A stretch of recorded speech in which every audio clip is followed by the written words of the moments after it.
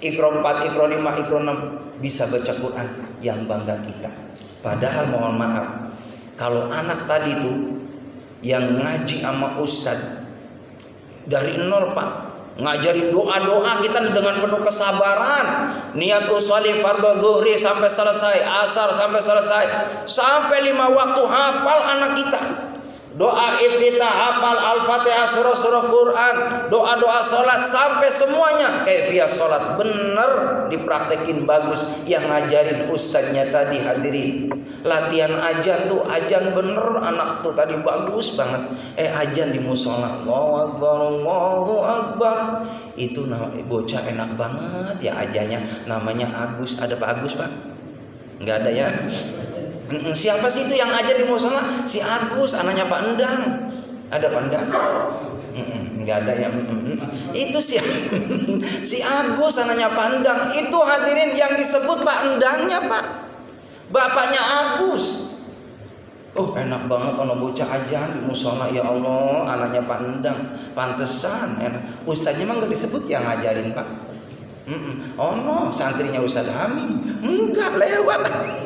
Udah bayaran lewat. Yang punya nama bapaknya hadirin. Tapi itulah tadi dengan keikhlasan. Kata ya seorang ulama tadi, Imam Tobari, termasuk orang yang akan ditolong sama Allah adalah orang-orang yang ngajarin ilmu agama Allah. Saya mau ngerasain Pak. Dari bujangan saya ngajarin Iqra. Sampai sekarang, Masya Allah. Mohon maaf, tahadus binikmat, enggak kurang, rezekinya ada aja. Jalan rezekinya ada aja. Giliran lagi dalam kondisi mohon maaf ya, namanya kita manusia ya. Ustaz juga sama gitu ya, ada masa-masa ini gitu. Dompet kosong ada, ngalamin Pak. Iya sama juga kayak Bapak. Tapi alhamdulillah Allah wujudkan itu ayat Allah Subhanahu wa taala. Giliran habis sholat subuh hadirin jamaah rahimakumullah, saya doa sama Allah. Saat-saat mustajab. Jadi saya kasih amalan Pak. Usahakan ba'da subuh menjelang matahari terbit atau matahari terbenam, baca kalimat tahmid 100 kali. Di saat mau terbit matahari, alhamdulillah, alhamdulillah, alhamdulillah, alhamdulillah, alhamdulillah, alhamdulillah 100 kali. Itu kalimat alhamdulillah Pak, itu lebih bagus keutamaannya bila dibandingkan dengan orang yang kaya raya, dia tidak pernah mengucapkan tahmid. Walaupun dia miskin, tapi sering dibasahi lisannya dengan tahmid, alhamdulillah. Dia di sisi Allah kaya ketimbang orang kaya yang gak pernah tahmid sama Allah. Pagi hari subhanallah, kita sudah muji Allah Subhanahu wa taala, alhamdulillah, alhamdulillah, alhamdulillah, sambil nunggu waktu Isra Pak.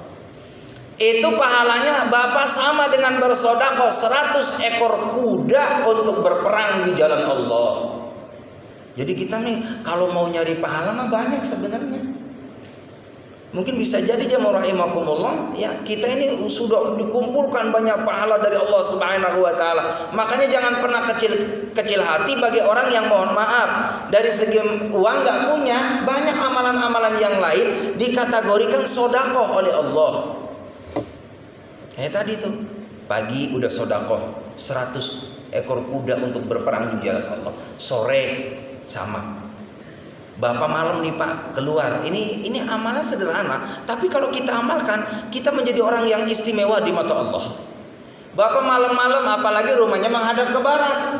Bapak ngelihat ke langit Pak. Kalau kata ulama ini doa melihat rembulan. Tapi saya baca juga dalam kitab itu sama dengan melihat langit, boleh doa ini dibaca. Rabbana ma khalaqta hadza batilan subhanaka faqina adzabannar. Ini dibaca ketika setiap melihat langit. Sunnahnya menghadap kiblat sambil lihat ke atas. Rabbana ma khalaqta hadza batilan subhanaka faqina adzabannar. Rabbana wahai Tuhan kami, ma khalaqta hadza batilan, tidak ada yang kau ciptakan di muka bumi ini yang sia-sia. Semua membawa manfaat. Apa pahalanya? Orang yang membaca kalimat tadi, ayat Al-Quran ini Allah berikan pahala seperti pahalanya bilangan para malaikat yang ada di langit.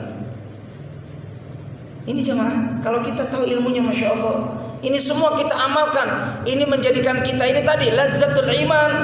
akan merasakan nikmatnya keimanan kepada Allah. Terus lagi Pak, ayat kursi Pak. Ayat kursi itu keutamaannya, keistimewaannya luar biasa.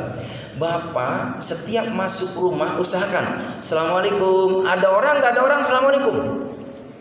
Kalau ada orang dijawab sama orang yang di rumah, Waalaikumsalam. Nggak ada, dijawab aja sama kita, Waalaikumsalam. Kata ulama begitu dalam kitab Durratun Nasihin. Atau boleh kita baca Assalamualaikum wa ala ibadillahis shalihin. Setelah salam lalu kita baca salawat, Allahumma shalli ala Muhammad. Baca Al-Ikhlas 3 kali. Maka dalam suatu riwayat, barang siapa yang masuk rumah baca surah Al-Ikhlas, maka rezekinya dicukupin sama Allah. Habis Al-Ikhlas, baca ayatul kursi 1 kali, maka Allah akan jamin rezekinya. Bukan hanya kita, 40 rumah di sebelah kanan kiri depan belakang dapat jaminan rezeki dari Allah. Makanya kita nih sebenarnya kudu syukur Pak, punya tetangga ustaz. Kalau ustaznya ngamalin ini Pak, dapat doa dari ustaz, berkah.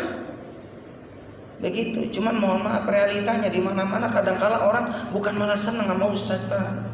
Sebaliknya ada aja sentimen sama ustaz, yang nggak senang sama ustaz. Tapi khairul umam semua pada demen sama ustaz. Amin ya rabbal. Ini saya cerita sama orang-orang sebelah sono Pak. Orang-orang jauh dekat laut. Di sana jauh banget. Iya, padahal tadi ada kerugian yang besar. Mohon maaf, kalau kita nih pengen punya anak saleh dan saleha, usahakan demen sama orang yang berjuang di jalan Allah. Para asatid kudu seneng. Maka anak keturunan kita bakal ada jadi ulama. Nah kalau kita sama ulama aja udah nggak demen, nggak takdim, nggak muliain, nih Bapak silakan Bapak baca dalam kitab itu, masya Allah, keutamaan kita muliakan ulama. Man akrama aliman faqad akramani, wa man akramani faqad akramallah, wa man akramallah fama wahul jannah. Siapa yang memuliakan ulama sama dengan memuliakan Nabi Muhammad. Siapa yang memuliakan Nabi Muhammad sama dengan memuliakan Allah. Siapa yang memuliakan Allah tempatnya adalah dalam surga. Man jalasa, ya kan, barang siapa yang duduk ilal alim, dengan orang alim, faka'an nama jalasani, maka sama dengan duduk dengan baginda Nabi kita Muhammad sallallahu alaihi wasallam. Jadi makanya muliakan para alim ulama. Kun aliman, jadilah orang yang punya ilmu. Kalau nggak punya ilmu, au muta'aliman, jadilah orang yang demen sama orang yang punya ilmu tadi, belajar ilmu. Enak Pak, kita mau udah pokoknya demen sama ulama mah, duduk sama ulama. Kalau ulamanya pegang kitab, seandainya Bapak bawa kitab, udah tinggal bawa kitab. Kata Ustaz, buka Pak. Ngikutin aja ulama, buka lama sekian, buka aja Pak, tutup Pak, gitu kan. Tinggal dengerin, itu pahalanya luar biasa. Au muta'aliman, au mustami'an. Kalau kita nggak duduk di pengajian, di rumah ikut dengerin Pak, sama dapat pahala. Dengerin. Saya kadang mohon maaf ya, sering memberikan wejangan, tapi kalau ada orang ceramah Pak masih dengerin. Ya Allah, enak banget, hati terasa kesiram gitu. Jadi itu jemaah rahimahullah, tanda orang itu dicintai sama Allah, senang melakukan hal-hal yang baik. Au muhibban, atau senang sama orang yang punya ilmu. Wala takun khamisan, jangan sampai jadi orang yang kelima, fatuhlik, orang yang buat tadi itu, iya kan, penghalang dalam dakwah agama Allah. Makanya paling tidak kita demen sama para alim ulama. Baik jemaah yang dimuliakan oleh Allah Subhanahu wa taala, maka tanda orang yang memperoleh hayatan thayyibatan adalah orang yang bagaimana tadi dia merasakan lazzatul ibadah. Lalu yang kedua adalah qanaah. Biar kita jadi orang yang dibahagiain nama Allah, jadilah orang yang qanaah, nerimo Pak. Kita nih beda-beda ceritanya orang ini, hadirin. Jangankan kita, satu keluarga aja, rezeki kita beda-beda, ceritanya beda-beda. Mbak Yu kita, kakak kita, paman kita semua beda. Anak kita pun rezekinya beda-beda, beda-beda. Apalagi kita dengan orang lain, hadirin. Sama-sama pendatang, ya rahimakumullah, rezekinya beda-beda. Si fulan kita sama si fulan beda-beda rezekinya. Walaupun kadang-kala mohon maaf, profesinya sama, tapi kenapa beda? Emang rezekinya Allah yang atur. Makanya kita nggak boleh cemburu sosial kepada orang lain, iri hati nggak boleh. Itu penghambat doa kita dikabul sama Allah, penghambat Pak. Makanya kenapa qanaah? Supaya kita ini dipermudah sama Allah urusannya. Makanya ngelihat ke bawah masalah dunia Pak, jangan lihat ke atas, susah, capek kita. Nih yang membuat orang ini mohon maaf tidak gairah hidup, tidak semangat, terlalu berpikir banyak pikiran sesuatu yang masih belum kita dapat. Terlalu dipikirin Pak, mikirin jelimet, nggak usah. Udah pokoknya mah lillahi ta'ala aja. Terus lagi jamaah rahimakumullah, suudzon, buruk sangka sama Allah. Kenapa saya hidupnya selalu susah ya Allah? Padahal saya sudah begini, kenapa saya begini mulu ya Allah? Jangan hadirin. Sebenarnya ketika Allah menghadirkan kesulitan, itu supaya kita ini banyak ibadah sama Allah, banyak doa sama Allah, banyak ngerintih sama Allah, supaya kita diangkat derajatnya sama Allah. Itu sebenarnya peluang buat kita agar kita dekat dengan Allah. Sebab bisa jadi kalau kita bikin senang sama Allah, lupa. Makanya di saat ada suatu kesulitan jamaah rahimakumullah, innalillahi wa inna ilaihi raji'un. Sesungguhnya dari Allah, kembalikan kepada Allah Subhanahu wa taala. Maka nanti akan ada jiwa qanaah, merasa cukup. Lihatlah ke bawah kata Nabi masalah dunia. Kalau kita alhamdulillah masih punya mobil sekarang, mobil tua Pak. Seandainya tahun 75 ya, sama dengan kelahiran saya hadirin. Allahu Akbar. Tapi syukur alhamdulillah, bangga saya punya mobil tua. Kenapa? Masih punya. Kalau pulang kampung gitu kan ditanya, kapan datang Ustaz? Barusan naik apa? Mobil. Orang gak bakal tahu mobil saya dibawa apa. Ya udah pokoknya mah syukur aja. Kita alhamdulillah masih punya mobil. Lihat orang banyak juga orang yang belum punya mobil. Yang punya motor alhamdulillah belum kebeli mobil. Tenang aja, tenang. Ntar udah waktunya mah tinggal doa aja. Ya Allah, kasih rezeki yang luas ya Allah. Biar saya pengen punya kendaraan. Dikabul sama Allah. Asal dari hati yang tulus. Allah tuh dekat Pak. Saya belajar begitu Pak, bertahap dikit. Allahu Akbar. Ternyata benar. Inna indallani abdi bi. Sesungguhnya Allah tergantung prasangka kita. Jadi kalau kita prasangkanya kita bakal senang, disenangi nama Allah. Itu mah kadang-kadang kan udah suudzon dulu sama Allah. Iya, menjual mobil gitu kan, jual mobil harganya 30 juta. Ya, ditulis ya 30 juta. Nah, kayaknya emang nggak laku orang jelek begini mah, paling 20 gitu kan. Jadi udah mundur dulu. Ya, udah pesimis dulu Pak. Mestinya ya Allah saya tawarin nih ke orang 30. Lalu minta sama Allah sholat duha, baca surah Waqiah, minta sama Allah. Pak, nanti kalau emang rezeki kita Pak 30, insya Allah kali ganya aja ada yang demen. Ini mobil unik Pak.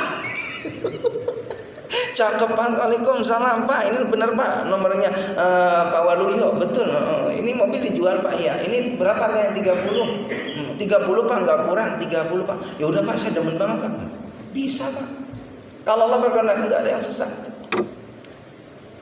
Ini saya sering ngalamin begitu Pak. Enggak punya duit Pak, enggak punya duit. Habis subuh tadi tuh saya udah zikir, udah ngamalin. Keluar rumah Pak, itu udah ada yang nungguin depan pintu. Waalaikumsalam. Iya Pak Ustaz, saya alhamdulillah sebenarnya semalam mau kesini Pak Ustaz. Cuman pagi-pagi nih alhamdulillah ada rezeki Pak Ustaz. Udah nggak usah. Udah nggak usah. Benar Pak, udah biarin Ustaz. Allahu Akbar Pak. Ya saya lihat Pak, masya Allah cukup buat 2 hari. Buat 2 hari. Nyambung lagi beli beras. Itulah cara Allah Subhanahu wa taala untuk menghibur orang-orang yang selalu istiqomah dalam kebaikan, berjuang di jalan Allah Subhanahu wa taala, enggak bakal hidupnya disusahin sama Allah. Ada aja. Kadang-kala caranya Allah tuh banyak banget, Pak. Kadang-kala udah masuk Isya, enggak punya duit, Pak. Pas habis sholat Isya saya masuk, ada motor, duduk. Waalaikumsalam. Sambil bawa bayi, Pak. Bayinya nangis. Kata saya, ada apa kesini? Tolong Pak Haji doain Pak Haji. Ini anak saya nangis dulu dari sore. Saya emang gak bisa apa-apa. Kali aja Pak Haji, namanya doa ya. Kali aja Pak Haji mah bisa gitu doain anak saya. Dari rumah udah niat cari obat aja, udah jadi obat perjalanannya hadirin. Saya baca Fatihah aja, Al-Fatihah. Ya Allah, biar diem bocah Pak. Diem hadirin. Giliran diem kan dia pulang. Ya udah ya Pak Haji saya pulang. Ya udah nggak apa-apa pulang. Ini Pak Haji nggak usah. Ditaruh di meja Pak ini. Ditaruh di meja. Kata saya nggak usah diambil aja. Dianya kan pulang Pak. Duitnya kan di meja. Allahu Akbar Pak. Giliran dibuka subhanallah cukup buat 2 hari hadirin. Caranya Allah tuh banyak. Harus yakin dengan janji Allah. Habis bensin, jalan kita naik motor. Kalau kita nih yakin dengan janji Allah, ada aja caranya Allah. Kali ganya aja, subhanallah. Ini benar Pak, saya mau kuliah subuh. Habis bensinnya. Saya minggir tuh jam orang, ada yang buka bensin Pak. Kalau nggak salah kuliah subuh di sini nih. Mau bulan Ramadan. Saya minggir, nggak bawa duit Pak. Allahu Akbar. Waalaikumsalam. Saya bingung, malu banget. Kong, mohon maaf ya Kong, bensin saya habis. Terus gimana Pak? Minta diisiin. Udah ntar diisi aja berapa? Diisi. Duit nggak ada kok. Digampangin nama Allah. Ya udah gampang, duit mah gampang.